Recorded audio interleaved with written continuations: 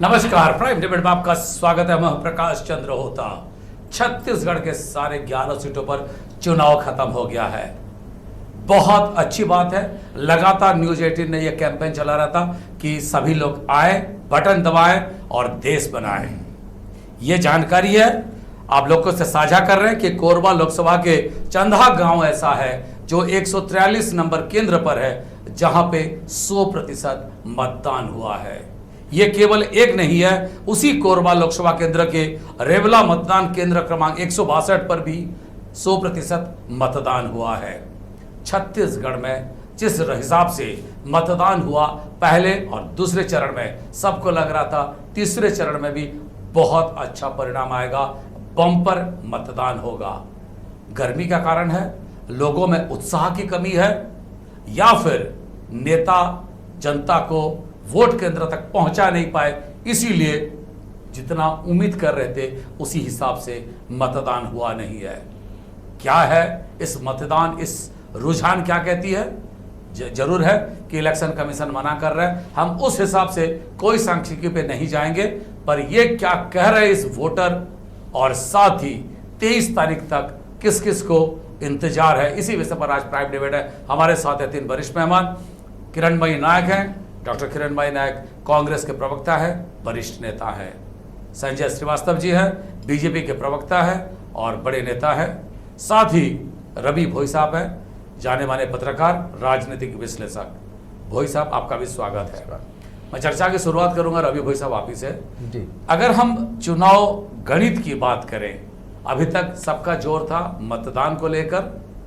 मतदान को कुछ लोगों ने दान के स्वरूप समझा और कुछ लोगों ने नहीं दिया। आप इसको कैसे देखते हैं? क्योंकि रायपुर में जो प्रारंभिक रूप से जो आंकड़े हमारे पास आ रहे हैं वो 2014 में 69% था और 68.25% अभी तक का जो आंकड़े हैं, जिस हिसाब से उम्मीद की जा रही थी उस हिसाब से नहीं है। पर आंकड़े क्या कह रहे हैं? क्योंकि सरगुजा में लगभग 71% है, बिलासपुर में लगभग 60% है, रायपुर में 61.5% है। इस तरह का आंकड़े हमारे साथ हैं। इस आंकड़े को कैसे देखते हैं आप भोई साहब? देखिए होता जी, दो चीज़ है। एक तो गर्मी बहुत थी आज, उसका भी असर रहा। दूसरा, कई जगह ईवीएम खराब होने की खबरें आई। कई जगह लोगों को ये कहा गया कि भाई बैटरी डाउन हो गया। कई जगह बहुत बड़ी प्रॉब्लम हुई। सबसे बड़ी प्रॉब्लम ईवीएम की रही, और जो लोग कतार में लगे थे, लंबी लंबी कतारों में थे, और जब ईवीएम खराब हो गया तो चले गए और लौट के भी नहीं आए। दूसरा कारण था गर्मी की वजह से दोपहर में 2 घंटे मतदान नहीं हुआ और लोग 4 बजे पहुंचे और 4 से 5 तक भी लंबी लंबी कतारें देखी गई। तो ये 2 कारण थे। दूसरी बात, एक तो छत्तीसगढ़ में जो इस बार देखा गया लोकसभा में, कोई ऐसा चर्चित चेहरा मैदान में नहीं रहा जो लोगों को अट्रैक्ट कर सके।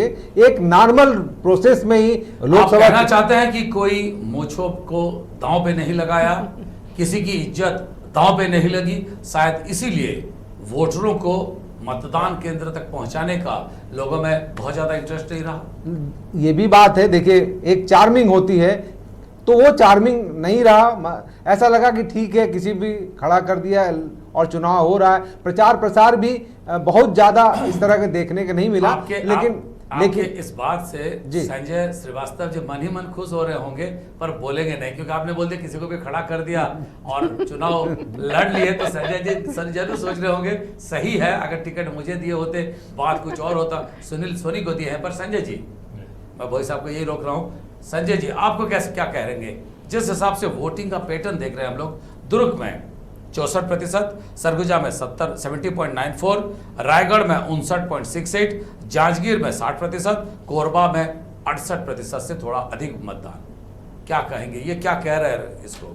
देखिए होता जी, लोकसभा के चुनाव हैं, अभी विधानसभा के चुनाव हुए, नगरीय निकाय के चुनाव होते हैं। सामान्य तौर पर यदि हम देखें सभी चुनाव में यदि हम कंपेयर करते हैं तो कंपैरेटिवली, तुलनात्मक रूप से यदि हम देखें तो विधानसभा से जो वोट परसेंटेज जो लोकसभा के होते हैं थोड़े कम होते हैं। ये हमेशा से हम इस पैटर्न को देखा है। और इस बार लोकसभा के चुनाव के दृष्टिकोण से यदि हम 65, 70, 72 की बात करें, जो मिक्स जैसा रुझान आया है, तो इसको कोई बुरा औसत नहीं कह सकते। ये ठीक औसत है, क्योंकि जिस तरीके से गर्मी का मौसम है, और वास्तव में आज जब हम लोग भी दिन भर घूमे तो लगा कि कल परसों की अपेक्षा आज ज़्यादा मौसम गर्म था। थोड़ी बहुत जो दिक्कतें आई हैं मैंने भी देखा, क्योंकि मैं अनेकों केंद्र गया था, कहीं पर एक आध दो जगह जहां पर स्लो पोलिंग हो रही थी, जो हमारे मतदान कर्मी थे वो शायद धीरे धीरे मतदान कर रहे थे, क्योंकि 5 बजे जब मैं वहां पहुंचा तो कम से कम 400 लोग जो होली क्रॉस कॉपा स्कूल में एक मतदान केंद्र पर खड़े थे। कहीं समाप्त हो गया था, एक भी व्यक्ति नहीं था, लेकिन कहीं पर 400-500-600 लोग भी खड़े थे, ये स्थिति थी। दूसरा विषय ये है कि एक जो विषय बनता है कि चुनाव आयोग का भी जो काम है कि स्ट्रिक्ट रहते हैं। पहले चुनावों में आज अभी तो नहीं, 10-15 साल पहले यदि हम देखें तो जिस तरीके से तमाम प्रकार की गाड़ियां, वाहन, ये सब चीजें जो लगती थी, उससे के कारण भी लोगों को मतदान केंद्र तक ले जाना। अब आप कहना चाहते हैं पहले ऑटो का इस्तेमाल होता था, रिक्शा का इस्तेमाल होता था, कंपैरेटिवली वो रुक गया। तुलनात्मक रूप से ये सब चीजें आज कम देखने को मिलती है, क्योंकि वोटिंग का भी पैटर्न बदला है। आपने प्रचार प्रसार को भी अपन चर्चा किए थे पिछली बार कि प्रचार प्रसार की भी सामग्री आजकल कम है, तो थोड़ा पैटर्न बदला है। ये अच्छा है कि स्वस्फूर्त होकर यदि व्यक्ति 70% तक यदि मतदान होता है तो मैं इसको बुरा नहीं कहता। किरणमयी जी, बहुत ऐसे युवा हैं जो फेसबुक और ट्विटर में देश का बदलाव चाहते हैं, पर वो पोलिंग बूथ पे नदारत देखते हैं।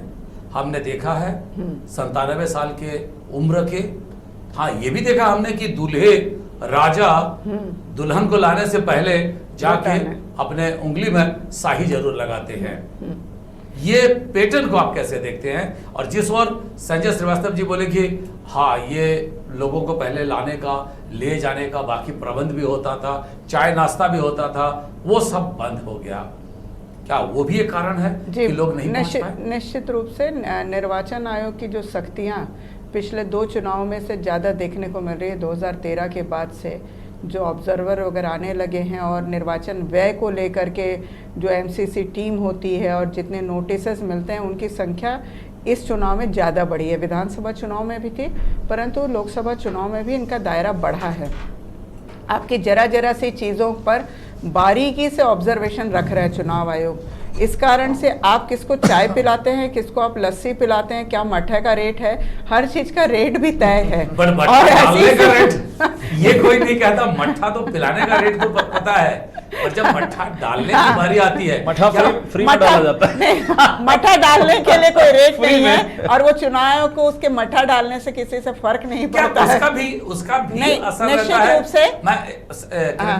मैं ये जानना चाहता हूँ, हर पार्टी में मट्ठा डालने वाले भी लोग होते हैं, ऐसा नहीं है कि ये कोई भी पार्टी, इवन कम्युनिस्ट में भी हमने देखा है, कोई भी इसमें अछूत नहीं है, उसका रेट तय नहीं है। क्या उसको मेरा सवाल है, मट्ठा डालने के कारण ये वोटिंग प्रतिशत में भी असर हो रहा है, थोड़ा गिर रहा है? नहीं, देखिए अभी जो आपने वोटिंग परसेंट पे बात किया है ना, उस पर मैं आपको बता दूं कि अभी ये जो वोटिंग परसेंट है निश्चित रूप से 2 से 3% रिजल्ट बढ़कर आएगा, क्योंकि अभी निर्वाचन आयोग के 7 बजे तक है, अभी भी लाइनें हैं। कल तक के सारे डाटा जब क्लियर होते हैं तो निश्चित रूप से 1 से 2% की वृद्धि इसमें देखने को मिलेगी। 73% अभी उम्मीद कर रहे हैं, अभी पर जिस हिसाब से मेरा कहना है, अगर बस्तर में हम देख रहे हैं 64%, अगर हम लगभग 74%, अगर हम देख रहे हैं कांकेर, महासमुंद और नांदगांव में, तो हम बाकी जगह पे उम्मीद कर रहे थे कि 80 तक जाए, डिस्टिंक्शन मिले हर सब्जेक्ट पे, पर हमको देखने को मिल रहा है हर सब्जेक्ट में डिस्टिंक्शन नहीं है। और जहां बस्तर में 64% होता है, कांकेर में और राजनांदगांव और महासमुंद में 74% होता है, रायपुर में 61.60, मैं इसी पर आ रही थी, बिलासपुर में 59.71, 60% तक भी नहीं पहुंचा। क्या सही चयन नहीं हुआ प्रत्याशी का? नहीं, इसमें ये और बात है। इस दौड़ में इस सवाल का जवाब तो मैं रवि भोई साहब से लूंगा, क्योंकि आप दोनों ही अपने अपने पार्टी के लिए रायपुर से दौड़ में थे, और दुर्भाग्य से टिकट नहीं मिला, और शायद हमारे लिए सौभाग्य है कि आज दोनों आप हमारे स्टूडियो में हैं। नहीं, इसमें नहीं, जो आपने पूछा था ना, मैं उसका एक लाइन पे बता देती हूँ कि आप यदि देखेंगे तो शहरी क्षेत्र और ग्रामीण क्षेत्र में वोटिंग परसेंटेज में शुरू से अंतर रहा है। शहरी क्षेत्र में हम मानते हैं कि एजुकेटेड है मतदाता, और वो जाते हैं, फेसबुक पे परिवर्तन चाहते हैं, हाँ फेसबुक में चाहते हैं, और निम्न वर्ग हमेशा से मतदान के लिए अवेयर रहता है। आम आदमी, गरीब आदमी, किसान जो है वो मतदान के लिए जाता है। बिल्कुल सही कह रहे हैं आप। परंतु जो पढ़ा लिखा शिक्षित वर्ग है, मध्यम वर्ग है, आज कटघोरा के जंगल में हमारे रिपोर्टर ममता लांजेवा ने कल बात की थी, तो वहां के एक आदमी ने कहा कि राजा बनावो। हाँ, वोट काबर नहीं दे वो, हाँ, राजा बनावो। तो अपना राजा चुनना है, हाँ, उसी लिए मुझे वोट डालना है। बिल्कुल। परंतु जो शहरी क्षेत्र है, मध्यम वर्गीय, ये आज से यदि हम 10 साल पहले की बात करें तो ये उस दिन का उपयोग, छुट्टी के दिन का उपयोग घूमने में, तफरी में करते थे। ये अभी जो चुनाव आयोग की तरफ से स्वीप अभियान चलने लगे हैं, सेल्फी जोन बनने लगे हैं कि आप अपनी उंगली की स्याही की फोटो अपने FB पे, सोशल मीडिया में डालो, इन सब वजहों से, और जो यंग वोटर हैं, फर्स्ट टाइम वोटर हैं, इन वोटर्स में ये ट्रेंड और क्रेज रहता है। परंतु कई बार जो शहरी क्षेत्रों में हमारे लोग जो काम करने के लिए बाहर आते जाते हैं, वो लोगों को, प्राइवेट जॉब वालों को छुट्टी मैं इसके एक मुद्दा खाली लूंगा, मैं खाली सवाल ले लूं, क्या दोनों पार्टी पे जो प्रत्याशियों का चयन हुआ, खैर ये और बात है, वोट तो खत्म हो गया है, पर जो प्रत्याशियों का चयन हुआ, क्या ये भी एक कारण है? वोटिंग परसेंटेज जिसकी ओर आप इशारा कर रहे थे, बड़े नेता रहते हैं, मैग्नेट रहता, आकर्षण रहता, चुंबकीय व्यक्तित्व रहता, लोग खींचे जाते, वोट डालते, जिताते, ये नहीं हो पा रहा है। देखिए, रायपुर की बात करें या बाकी जगह की, तो ऐसा नहीं, चुंबकीय जो एक नाम होता था, बड़ा नाम होता था, एक जिसका प्रदेश भर में प्रभाव हो, ऐसे बड़े नेता की कमी थी। जैसे जुदेव चुनाव लड़े, तो एक ये था, जुदेव चुनाव लड़ रहे हैं और उनके मूंछों पर ताव, एक वो रहता है। मान लीजिए यहीं राहुल गांधी कहीं चुनाव लड़ते हैं या मोदी आते हैं, तो एक चार्मिंग, स्वाभाविक चार्मिंग होता है, तो उसका इफेक्ट और इम्पैक्ट जो पड़ता है वो मतदाताओं पर कुछ ज़्यादा ही पड़ता है और बाहर निकल के वोट करते हैं। एक बात है किरण भाई जी, आज ये कहा गया कि आपके कांग्रेस के एक नेता को दुर्ग में थाने में बिठा दिया गया। मेरी जानकारी में नहीं है। जानकारी में नहीं है, तो उस बात पे नहीं। एक सवाल और भी है, संजय जी, बड़े नेता इस बार छत्तीसगढ़ पे इंटरेस्ट नहीं दिखाए, ये भी एक कारण है?